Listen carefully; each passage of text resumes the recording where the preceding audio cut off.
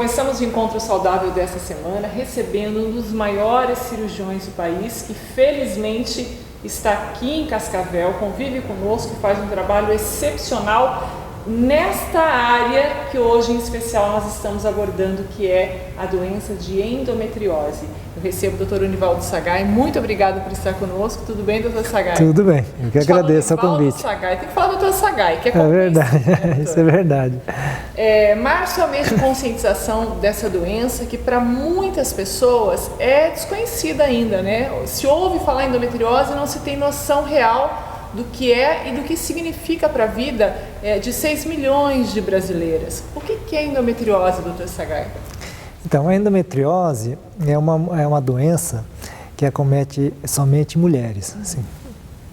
Existem algumas variantes, assim, mas é uma doença exclusiva de mulheres e as mulheres que menstruam. Tá? E ela está relacionada ao útero, onde tem um endométrio, que é a parte que reveste por dentro do útero, chama endométrio. E esse endométrio, ela descama todo mês na forma de menstruação, que é um tecido que sai como um fluxo menstrual. Só que esse tecido, ele pode sair do útero e implantar em qualquer local do corpo da mulher. E quando ela implanta fora do útero, se chama endometriose. E o local mais comum de implantar esse tecido fora do útero é na cavidade abdominal, dentro da barriga, principalmente na pelve. Né? E esse tecido, ela tem uma vida, né? Esse tecido são células vivas que ela oscila, ela vai crescendo de acordo com a menstruação, com o estímulo hormonal da mulher. Só que a mulher, quando ela vai aumentando, e de vez em quando o hormônio cai e esse tecido ela descama e sai pela menstruação. Só que quando esse tecido está dentro do abdômen, ela não tem para onde sair. Então ela fica crescendo dentro do abdômen e de acordo com a menstruação ela inflama, desinflama, ela descama, ela sangra. Né? Então por isso que as mulheres que têm endometriose têm muita dor no abdômen, principalmente no período menstrual, onde esse tecido quer sair para fora, mas não tem para onde sair e ela inflama. E é possível apontar as causas dessa doença? O fator hereditário se apresenta de alguma forma? O que os pesquisadores, os médicos descobriram até hoje sobre as causas dela, doutor? É uma doença que ela tem multifatorial, como a gente diz, né? Não é uma causa só. E a maioria é desconhecida ainda, viu, Soraya? Mas o fato é que esse tecido que a mulher descama do útero, ela sai pela vagina e uma parte ela passa pela trompa e cai dentro da barriga, né? Ela derrama dentro do abdômen. Só que a grande maioria das mulheres, esse tecido, o organismo mesmo vai lá e limpa, faz uma limpeza desse tecido, né? Chama imunidade. A imunidade vai lá e limpa. Só que em mais ou menos 10% das mulheres, essa limpeza não é perfeita. Então não consegue limpar totalmente e esse tecido que fica no abdômen, como ela tem células vivas, ela implanta no peritônio e aí ela começa a desenvolver lentamente. Cada menstruação ela cresce um pouquinho, inflama um pouquinho. Cada menstruação inflama um pouquinho. Né? Agora, por que a mulher tem deficiência da imunidade? Aí que é um leque, é um mistério, né? É qualidade de vida, hereditário, vida saudável, né? Alimentação, estresse, né? Essa correria que as pessoas têm, logicamente afeta a defesa do corpo e com certeza afeta a imunidade. Então, essa doença diz que ela acontece mais em mulheres muito estressada, que trabalha demais, que vive nessa correria.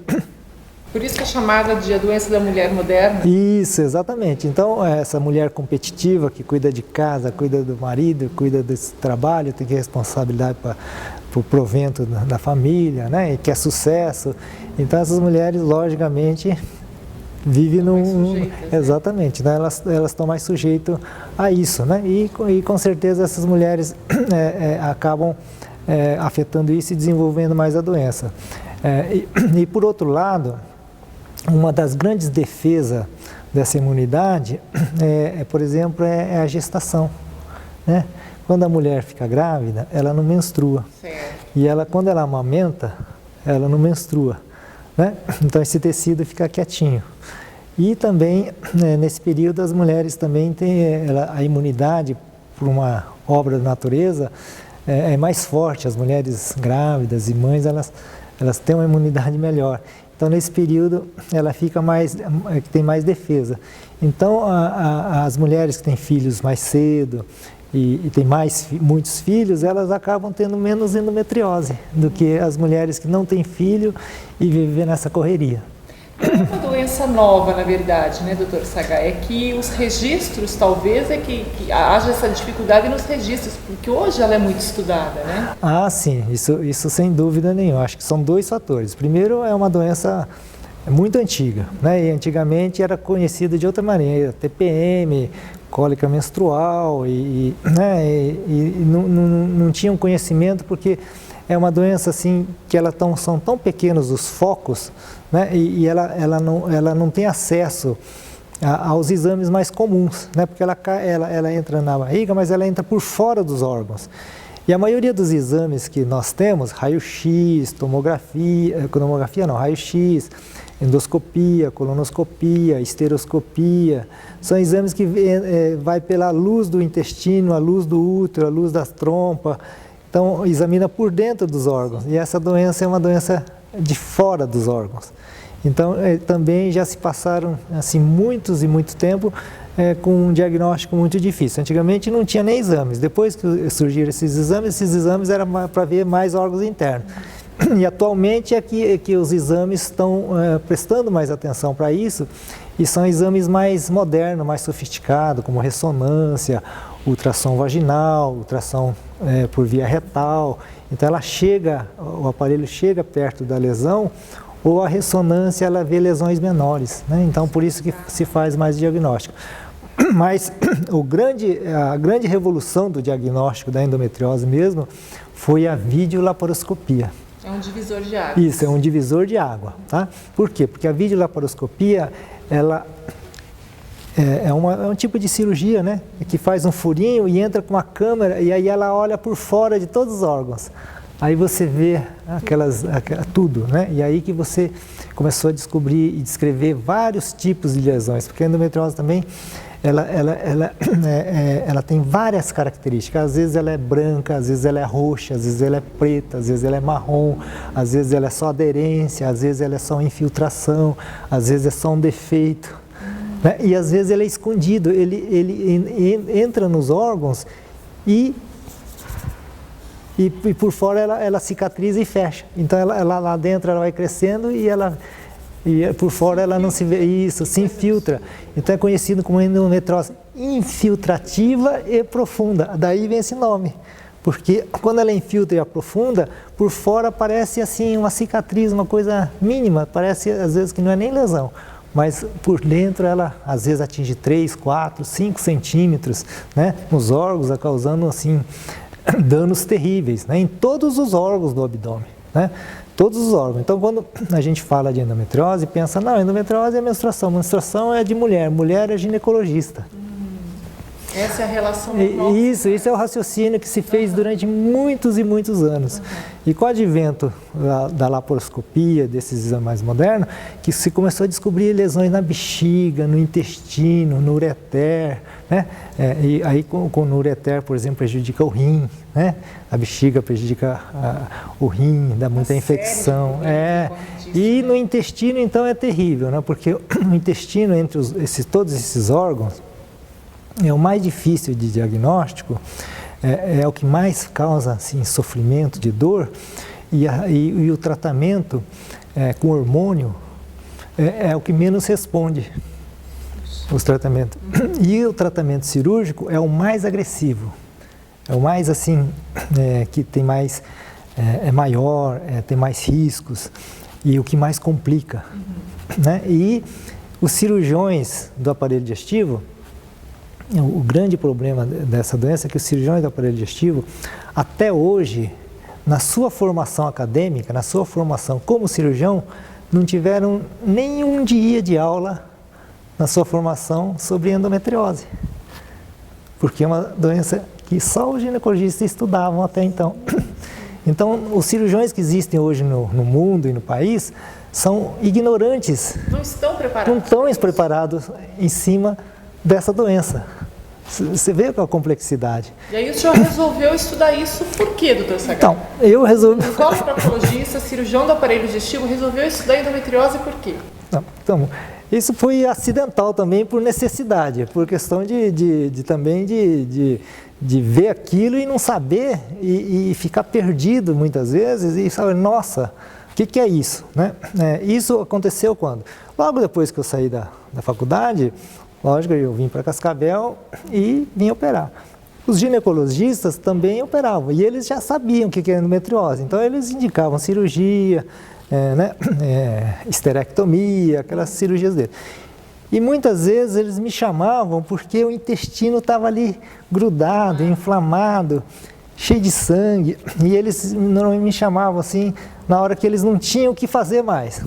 Quando eles podiam se virar, eles se viravam e tiravam metade, deixavam o resto e era aquela confusão toda. Mas, um órgão que não é qualquer profissional pode tocar. Lógico.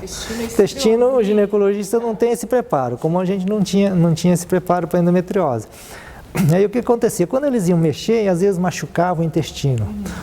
Ou o intestino estava ali e não conseguia tirar uma trompa, um ovário. Tudo aquilo era endometriose, né? Então eu comecei a falar, nossa, mas aí eles começaram a me chamar demais. Vira e mexe. Ou alguns casos em que eles operavam e o paciente evoluía muito mal, passava muito mal. Aí começava a ter infecção, sangramento e às vezes com problema intestinal e complicava e mandava para a gente. Aí a gente já via a endometriose que estava complicada, às vezes tinha que operar de novo, tinha infecção. Daí você sentiu a necessidade de estudar mais. Exatamente. Aí que eu fui estudar e eu fui um dos pioneiros no Brasil a estudar, desvendar isso. Percebi que era muito comum. Aí eu bolei na minha cabeça assim, olha, eu acho que essa doença é muito comum e eu quero estudar mais profundamente, eu quero fazer uma tese em cima disso. Né? Principalmente no diagnóstico, que eu quero bolar como faz um diagnóstico. E a laparoscopia é o ponto final do diagnóstico. Lógico, a gente faz antes nesses pacientes ressonância, ultrassom, mas não é perfeito, é incompleto esses exames. Esses exames não dão todos os detalhes dessa doença. Então, nós selecionamos, eu fui em São Paulo, na USP, aqui com colegas ginecologistas, o Dr. Namir, eles tinham muitos pacientes aqui, e quando eles iam operar endometriose, eu entrava na cirurgia, mesmo que não tivesse no intestino. Certo. Sim, eu entrava na cirurgia e fazia um exame de todo o intestino. Não só intestino, estômago, fígado, diafragma, e fiz uma padronização de como se deve olhar o abdômen à procura de endometriose. Então eu coloquei o nome de corrida nos órgãos peritoneais da endometriose. E estudei 40 mulheres com endometriose pélvica, ginecológica, e apliquei essa técnica desse inventário, chama COPE, Corrida nos Órgãos Peritoneais da Endometriose. E percebi, incrível, 40% dessas mulheres tinham endometriose no intestino. Aí eu vi que nós, especialistas em intestino, eram ignorantes nessa doença. Daí que eu comecei a divulgar nos congressos, palestrando nesse assunto, e depois a gente desenvolveu algumas cirurgias para tirar essa doença, né? Algumas cirurgias de maneira assim mais delicada, mais pontuais, com menos agressão nas mulheres, sem cortar o abdômen, sem botar bolsinha. O senhor é pioneiro nessa técnica, inclusive, né? Isso, e também economizar assim a parte que tira do intestino. Não precisa tirar aquele pedaço grande assim, porque a doença é pequena, né? Ela dá em vários focos, então tirar assim os focos assim. Então são as técnicas que estão surgindo no mundo, e a gente também está muito envolvido em desenvolver essas técnicas, e aí nós resolvemos montar o primeiro curso teórico-prático no Brasil e provavelmente no mundo, eu acho que é mundial, de endometriose intestinal para os cirurgiões. Em Cascavel. Em Cascavel. Ano passado e este ano, exatamente, e esse mês, que é o ano, é o mês da endometriose. 18 e 19 de março. 18 e 19 de... Olha que coisa incrível. Quando eu falo que a medicina de Cascavel é expoente, eu não falo à toa. E a gente tem que reconhecer isso, né? Não existe um curso dessa natureza em todo o país, mas em Cascavel tem. Sediará dia 18 e 19 de março. Dr. Sagai, doutora Doriane, doutor Gustavo da Gastroclínica e doutor Namir Cavalli da Clínica Salos compõem esse grupo que traz para Cascavel desde 2015 grandes nomes da cirurgia coloretal, também da ginecologia, né? Grandes nomes de grandes instituições de saúde se reúnem em Cascavel para discutir sobre isso. Que espetáculo, doutora Sagai. A gente tem que sentir orgulho também, né? Puxa vida. Então, tão, assim, uma novidade, né? E é tão importante, e também a gente vê o quanto a gente está, assim, despreparado, quando eu digo nós, cirurgiões do Brasil inteiro, que essa endometriose, existe já alguns centros no Brasil que são especializados em endometriose. Alguns centros onde alguns ginecologistas muito capacitados, eles estudam muito essa doença, porque essa doença, o problema do intestino, os ginecologistas até então eles ignoravam, mas eles estudavam muito porque essa doença é a principal causa de infertilidade. A mulher que não tem filho, até prova o contrário, é a endometriose. Sabe? É a principal causa de infertilidade disparada. Então, tem alguns centros assim, onde são muito especialistas e aí eles começaram a ver no intestino e se uniram alguns cirurgiões. E aí eu tive contando no Brasil, quantas equipes no Brasil que tem essa capacidade de fazer um tratamento completo, né? De intestinal, de urinário, ginecológico, assim, e não dá menos de 10 no Brasil, né? E aí nós selecionamos 3 equipes, assim, de ginecologia, conhecedor de endometriose, né, do Rio. Tem uma equipe muito boa lá, cujo CRISP é o que comanda, isso. Em São Paulo também na USP tem o maior centro de endometriose, o Maurício Abraão e o Dr. Sérgio Pogidajek, que comandam esse grupo. E Curitiba também tem o William Kondo também, que está se despontando muito nessa área. Então nós convidamos esses 3 grupos de ginecologistas para vir aqui falar sobre endometriose, mas dirigido mais para os cirurgiões. E convidei todos os cirurgiões colo e proctologistas do Brasil inteiro e cirurgiões do aparelho digestivo, né? Aqueles que já têm uma certa experiência em endometriose, aqueles que estão iniciando e aqueles que querem começar a entender essa doença, convidei para vir discutir com a gente, aqueles que têm experiência, falar um pouquinho da sua experiência, aqueles que querem aprender, ouvir nós debatermos essa doença juntamente com os ginecologistas. Então vai ser o maior encontro entre cirurgiões e ginecologistas para discutir uma doença multidisciplinar aqui no nosso Brasil. Então é o primeiro encontro onde 2 grupos de especialistas vão sentar e discutir essa doença. Eu só queria voltar um pouquinho até para as pessoas que estão em casa, mães muitas vezes que estão ouvindo e as próprias jovens, como que a gente pode diferenciar uma simples cólica menstrual de um sintoma, de um possível sintoma que é a dor forte ocasionada pela endometriose? Olha, excelente pergunta, porque a endometriose hoje, o grande foco de diagnóstico são as adolescentes. Porque quando infelizmente, nós cirurgiões, quando vamos tratar a endometriose, já são mulheres assim maduras, na faixa de 25, 30, 35 anos, onde a doença está extremamente avançada. E aí a gente faz aquelas cirurgias enormes, assim, porque tem que tirar muitos focos, aqueles focos grandes, né? Mas essa doença, uma mulher que tem 30 anos, ela começou aos 15.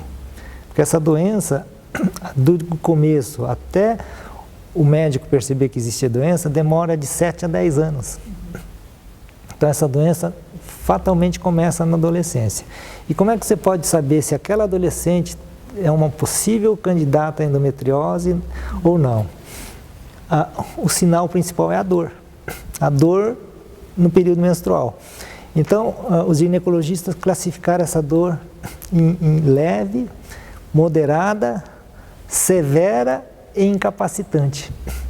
Então, toda dor que as meninas, as moças tiverem, que são severas ou incapacitantes, é altamente sugestivo de endometriose. Até a prova contrária é endometriose. O que é dor severa ou incapacitante? Severa é aquela dor que a moça, a menina, tem que tomar remédio.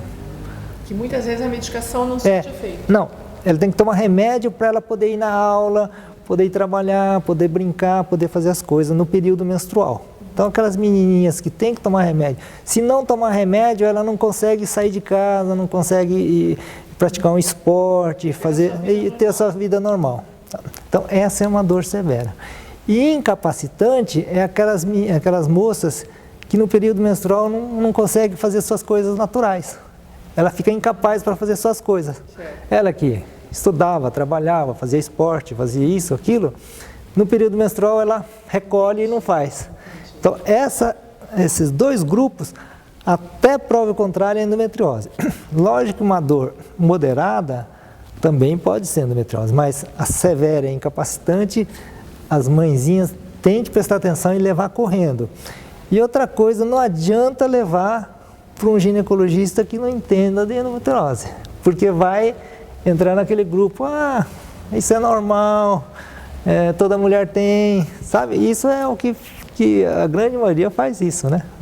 E fica dando remedinho para as cólicas por muitos anos. Ou dão anticoncepcionais e hormônio para aliviar a cólica, porque o hormônio, ela faz com que aquele hormônio que fica oscilando na vida da mulher, ela não oscila, ela toma uma dose e fica assim, e aí ela silencia a doença. Mascara a doença. Mascara, silencia, até às vezes impede dela crescer mais rápido. Doutor Sagai, e a endometriose, ela pode virar um câncer? Pode ter alguma evolução nesse sentido? Existe alguma possibilidade, alguma probabilidade? Existe. Mesmo? Existe. É pequena, mas existe. A endometriose, em alguns casos, assim, muito raro, ela vira câncer, chama câncer endometrial. Como o endométrio do útero pode virar um câncer do endométrio, a endometriose também pode virar um câncer, sim. Então, existe essa, existe. Ficarem atentas, levarem a sério, procurar um médico especialista que possa fazer esse diagnóstico e, consequentemente, o tratamento, que basicamente é a cirurgia, né, doutor Sagai? Então, a endometriose, é uma pergunta assim, que a gente não gosta de falar muito para o público, porque amedronta a população, né, de câncer, vira câncer. Mas a endometriose é uma doença considerada uma doença benigna. Ela é benigna, ninguém morre de endometriose, mas ela, na vida da mulher, na vida que ela menstrua, até os 50 anos, essa doença, ela tem um comportamento de um câncer, sabia? De um câncer bem fraquinho, porque ela cresce e ela espalha, tá? Ela cresce e espalha. E o câncer tem esse característica de crescer e espalhar, né? Então, essa doença tem um jeitinho de um câncer. E algumas endometriose é tão agressiva que ela vai e agride assim como se fosse um câncer mesmo. Nesse mês de março, com a mês da mulher, a gente quer levar muita informação sobre saúde, que normalmente são notícias superficiais que vocês recebem. Então, a gente conseguiu trazer o Dr. Sagai, que é uma referência no assunto, cirurgião coloproctologista, estudou, tem tese inclusive publicada no capítulo do livro com um dos maiores nomes da endometriose no país também, né, Dr. Sagai? Então é uma pessoa que se debruça e eu quero aproveitar aqui rapidinho para matar minha curiosidade. É verdade que o senhor já foi chamado inclusive para fazer uma cirurgia de uma filha de um político famoso, onde foi no Sírio. É verdade isso, doutor Sagai? É verdade. O senhor não precisa falar, filho de quem, viu? Não vou perguntar. Mas você veja, para chamar um cirurgião daqui de Cascavel para pegar um voo e operar no Sírio-Libanês em São Paulo, né? Quer dizer, realmente nós estamos em excelentes mãos. Então vamos aproveitar o que nós temos aqui, né? Que a endometriose, como ela é ginecológica, ela atinge a vagina, o ovário, a trompa, o útero. E eu estudando isso, eu acabei desenvolvendo uma técnica cirúrgica de tirar uma parte do intestino e até outros órgãos, né? Estômago, fígado, pâncreas, pela vagina, né? Então, uma técnica que eu desenvolvi e acabei ajudando a desenvolver no mundo todo, hoje chamado NOTES. Né? Então, eu sou um dos pioneiros no mundo sobre essa técnica de NOTES. Né? E exatamente, foi um NOTES que eu fui operar uma filha de um político, uma jovem que ia casar, tinha um problema muito sério no fígado e não queria ficar com cicatriz nenhuma na barriga.